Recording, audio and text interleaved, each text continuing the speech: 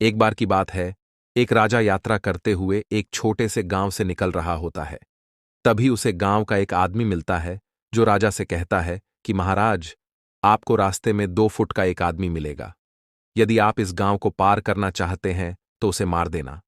राजा ये बात सुनकर बहुत हैरान हो जाता और उस आदमी की बात मान लेता है।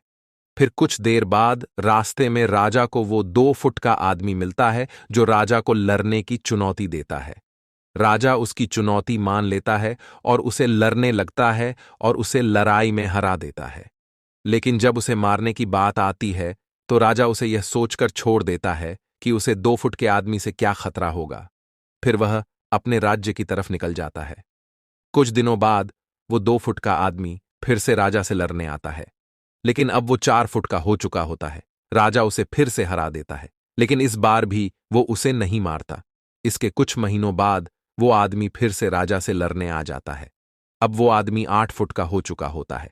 वो अब राजा से भी ज्यादा बड़ा और ताकतवर हो चुका होता है, जिसके कारण राजा उसे लड़ाई में हरा नहीं पाता और वो राजा को मार देता है। दोस्तों, इस कहानी से हमें यह सिख मिलती है कि हमें अपनी जीवन की छोटी छोटी मुश्किलों को भी अनदेखा नहीं करना चाहिए, वरना एक दिन वो मुश्किलें हद से ज्यादा बड़ी हो जाएंगी, जिसे हम ठीक नहीं कर पाएंगे।